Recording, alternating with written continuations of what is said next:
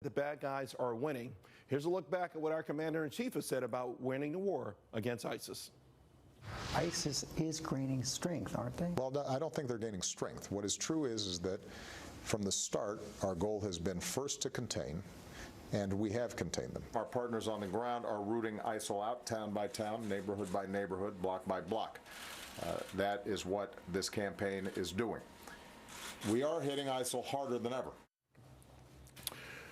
President Obama, again, over and over, assuring Americans on so many occasions that we're winning the war against ISIS. But according to a new CNN ORC poll, just 40% believe, actually 40% believe the terrorists are winning, and only 18% say America and its allies are winning. In that same poll, 60% disapprove of President Obama's handling of terrorism. So how do we fight back? How do we actually win? Joining me now, former FBI military intel officer Steve Rogers, Fox News contributors Pete Hegseth, Tammy Bruce, and Rod Wheeler.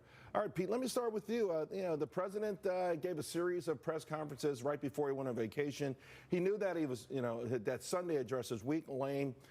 And now it feels like it's too late. The American public has lost all trust. Well, it looked like exactly what it was, which is window dressing, which is spin on reality, as opposed to looking at the reality on the ground and adjusting strategy as necessary, because we're all seeing so many of these indications heading in the wrong direction, then manifesting themselves on attacks here at home. You feel that palatable sense of unease, and American people feel like our president's not even on the field. I mean, he won't even call the enemy, name the enemy what it is, which is what's required to actually start building a comprehensive strategy to defeat it. Then we've seen 8 years of retreating from battlefields, ending wars that are ultimately retreats, and our enemies have taken advantage. So it's all adding up at this point. Tammy, the president for a long time bragged about ending those wars responsibly, which, was another euphemism for retreated responsibly, I guess. But the idea is that it feels like we have had some victories abroad, but here at home, I think, is where people are really very nervous about every single day. They don't know what to do next. Well, that's a problem. Now it comes down to legitimacy. It's not that the American people don't trust the military or who we are or what we're capable of, that we know we can do these things. It is about leadership and lack of trust in Barack Obama, not just on this issue where he has proven that he says one thing but the truth is another, but it's a series of things where he's tried this, like with the economy, like with Obamacare, and we're moving into something that is an existential threat, which is the American people feeling as though there's no foundation, there's nowhere to sit. And when that occurs, crazy things can happen. And it really is abusive, I think, to the American people themselves. And the fact that we've got such a great history means that we will handle this catastrophe, which is what it is. But this poll is remarkable in that it tells you the American people do not believe the President of the United States in virtually, at this point, anything he says. Rod, I guess the assumption that we'll win this, we've won everything else in the past, but the numbers are really bad, and I think the average American doesn't know how we'll win this.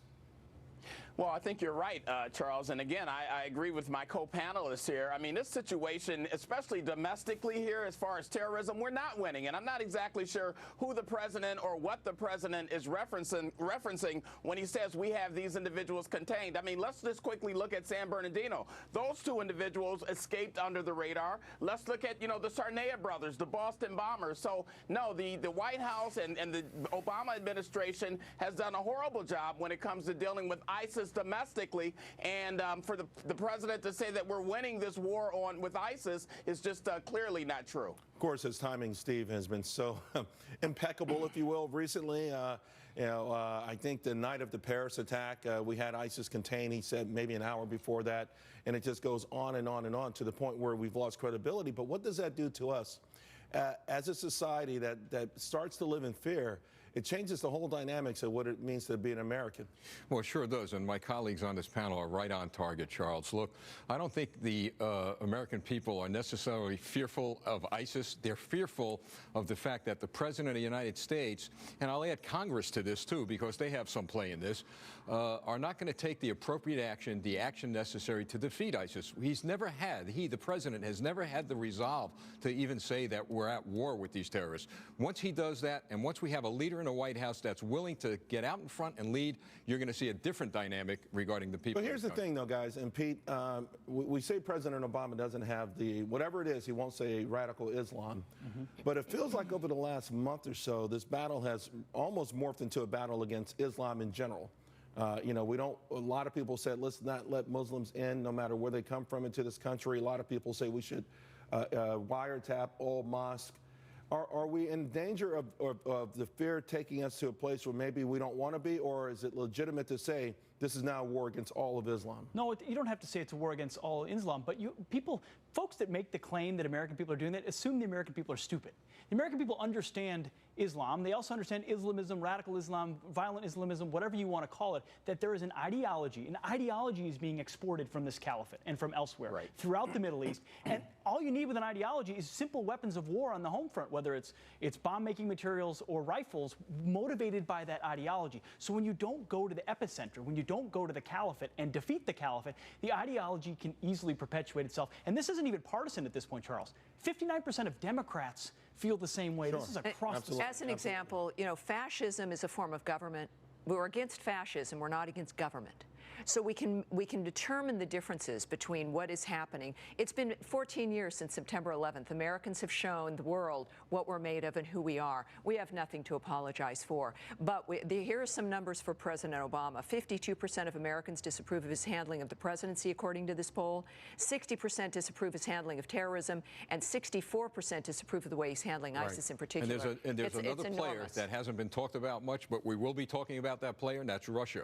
What are we going to do when we defeat ISIS and come face to face with the Russian military? Well, yeah, and we're making some assumptions, although I will say, in digressing a little bit, a major rebel commander was killed by Syrian forces, probably backed by Russia over the weekend. But, Rod, bringing it back home for a moment, we know that every time there's another terror event in this country, it just ratchets up the anxiety and the worry that we're not safe. How do we ratchet that down? Should the next time we bust one of these cells be made public? Do you think maybe the public needs to know when we do have these occasional victories? A lot of them I'm sure we have, but they're never publicized. Well, we do, and we have a number of victories, Charles. But here's the thing that's really interesting very quickly. Listen to Jim Comey, the director of the FBI. If you notice, and very interesting so, you notice he hasn't said anything about us winning the war on ISIS. Why is it that he differs from the president? There's a reason for that, because Jim Comey is a straight shooter, Charles, and he will say himself, we have investigations in every state in the United States looking at these ISIS groups all across the country. We are not winning this war against ISIS, and until the president steps up to the plate, call it what it is, give us the resources we need, we're not going to win. In the meantime, Pete, the president has been talking for the last 2 years about the demilitarization of local police. It's nuts, because we saw where, whether it was San Bernardino, whether it was in California, where police having these armored vehicles, maybe police having night vision goggles, where they actually need this kind of stuff. If President Obama could even make a slight turn, not a complete 180, but a slight turn in the direction of common sense, wouldn't that help? Well, just a slight term in the direction of supporting law enforcement in any optical sense. Yeah. I mean, there's a legitimate discussion to be had about the militarization of police forces. In some cases, they're going to need those, no doubt.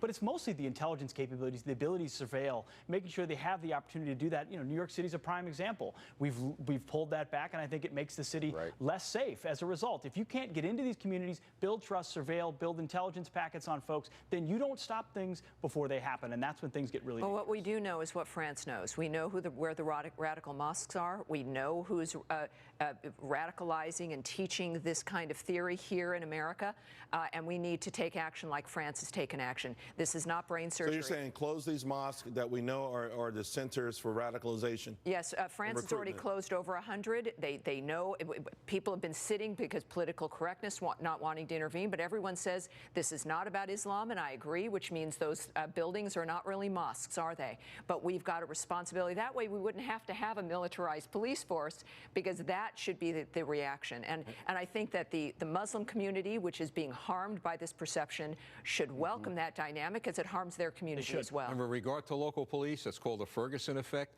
We're so politically correct now. Police are afraid to do their job. We need to rearm them. We need to give them the tactical equipment they need. And as my colleague here said, they need the ability to collect intelligence, actionable intelligence. You know, Rod, with the Ferguson effect, today we had the Tamir Rice situation where no charges were filed, and then over the weekend in Chicago, a 55-year-old woman was shot and killed by the police accidentally, as well as a teenager who apparently was mentally disturbed. How can we get through these things that are going to happen? I mean, you know, you're simply going to have these incidents happen and still be able to let the police do their jobs without any kind of real serious ridicule or sort of things like Black Lives Matter, because it feels like it's a catch-22 right now. Well, it does, Charles, and it's unfortunate what happened. I mean, that situation in Cleveland was clearly a training issue. You had a police officer that really should not have even been on the force. But, you know, going forward, when we look at Ferguson, when we look at Baltimore, you know, we have to do a better job at supporting our police, and we have to get these politicians out of the way. Look at Rahm Emanuel. You want to know what's wrong in Chicago? Just simply take a look at Rahm Emanuel. You want to know what's wrong in New York? Look at de Blasio. I mean, we have to get these politicians out of the way, Charles. Let cops do their jobs. Communities and policing need to come together. I think we can do it, but we have to do it with real leadership, and the real leadership, Charles, is going to have to start at 1600 Pennsylvania Avenue. Anybody have any confidence, though, that anything will change? Honestly, I was just going to make the point. If it were to be Hillary Clinton, she's gone so far to embracing Barack Obama's policy. I think it feeds this sentiment of uncertainty. Are we really, if she were to be the next president, going to endure 4 more years of this approach? Look, I want her, let her continue to embrace Obama with the numbers that I've just noted about how people are not happy. Let Hillary continue to embrace Obama. Well, you know who's going to make the change? The American people. They're fed up to their neck with politicians, career politicians. They're going to clean it up. Well, when 60% are this adamant against the president's policies, and this many people think the terrorists are winning, we know some sort of change is around the corner. It's got to come. Thanks a lot, guys. Well, a victory for the Iraqi. Give me a break. So, you know, I don't certainly Bill Clinton is not going to be the end all in the campaign, and he'll come under attack, not just from me. He'll be coming under attack from many other people. Well, that was Donald Trump over the weekend in response to Hillary Clinton's comments that her husband's going to join the campaign trail. And, well, it is official. Bill's going to hit that trail with Hillary in New Hampshire starting on January 4th. Bill's campaign stops come about a month before New Hampshire voters head to the polls for the primaries. But does that stop Trump? It hadn't stopped him. I got to tell you, yesterday, he continued to troll Hillary on Twitter, even this morning, saying if Hillary thinks she can unleash her husband with his terrible record of women abuse while playing the women's card on me, she's wrong. Carly Fiorina, she had mixed messages. She was on Fox and Friends. Take a listen to what she had to say. Of course, Bill Clinton's fair game. He's a former president. And as I recall, Donald Trump threw George W. Bush under the bus way back in September. But you're not going to beat Hillary Clinton by attacking Bill Clinton. You're going to beat Hillary Clinton. I'm going to beat Hillary Clinton by attacking her track record and her lack of trustworthiness. Of course, she's going to play the woman card. That's what she does. So is the Clinton campaign making a big mistake bringing Bill on? Joining me now, Catherine Timpf, a Fox News contributor. Back with me as well, Steve Rogers, Tammy Bruce, and Judith Miller. Catherine, you went off. Was it last week, or late last week? Yeah. You went completely off on Bill Clinton and Hillary Clinton. And you think he is a sexist, and you think Hillary is crazy for bringing him on. Right. Well, I get that he's charming, but it's not so much about Bill Clinton, but the way that Hillary acted when Bill Clinton was in office. He had people accusing him of sexual assault, and she's shaming these women. She's attacking these women. She's ruining their lives, and then she's going to a college campus and saying, every person who accuses someone of sexual assault should be believed. You can't do that. She said horrible things about them, and then she's trying to run as a feminist. It's ridiculous. It's laughable, or it would be if it wasn't so disgusting. It does. It infuriates me. All right. Not that you have an opinion. Steve, a lot of people are saying, listen, Bill Clinton is the consummate politician. This stuff is old. It won't work. In fact, it could backfire. Exactly right. And look, I make no secret about this. I believe that Donald Trump is America's last best hope for the survival of this country. Here's something that you might find very interesting. Back when I was a young police officer in charge of the Juvenile Bureau in Nutley, New Jersey, I actually used Donald Trump and his family as role models for young people. He is a man that I've learned that is very, very fair. He's a good father. He's not sexist, for goodness sakes. He's fair. And you know what? When you're the #1 guy, when you're on top of the polls, you've got to expect a lot of attacks. So they're going to try this. It's not going to work. Well, I mean, but Judith, Trump makes it easy to attack him. Yeah, when he's calling women pigs, the way in which he talks about women in general, the way he talks about Hillary specifically, the bathroom break, the vulgar humor. Look, this guy, the pot calls the kettle black if Donald Trump goes after. But isn't Bill it Clinton refreshing on to sexual infidelity? But Judith, this is ridiculous. what's refreshing is he's him. He's not a politician. I don't think it's about Bill's sexual infidelity. I think it's about how Hillary reacted and what a hypocrite she's being now. It is hypocritical, and I'm going to quote Mike Huckabee here, Governor Huckabee, which is, it's stupid politics because Bill Clinton remains one of the most popular politicians in America. Your candidate, Carly Fiorina, said that she would beat Hillary, but not by attacking Bill Clinton. That's the wrong strategy. Well, look, Hillary's bringing Bill back, I think, because of her own lack of self-esteem and confidence. She tweeted for Christmas a picture of them in the White House from 20 years ago. That was her Christmas tree picture. So she's pitching herself as part of a team. It tells you that she's seeing something she doesn't like. He is a brilliant retail politician. He will help when it comes to these early primaries if she's afraid of those. I worked on the Clinton team in '92 in Los Angeles, the Clinton campaign in that race. He is a genius. She is not. So she feels, and look, maybe it's PTSD from 2008, but he couldn't help her then. And she's in a position here now where if for the people, a generation that didn't know what they were about the Clintons, now they're going to learn because everyone's exhausted from what they've done, and we're going to hear all about it again. Catherine, why is it so important that she be a feminist? That in other words, why is this issue even so important? That, because that she runs on this card, does she think that's enough to propel her into the White House? Just saying, hey, I'm a woman, vote for me because I'm a woman. She said that. She said what could be more different than me being a woman or new. She's running as this feminist, and you can't say victims have to be believed when she's, she's reportedly threatened Juanita Broaddrick. She's calling Jennifer Flowers trailer trash.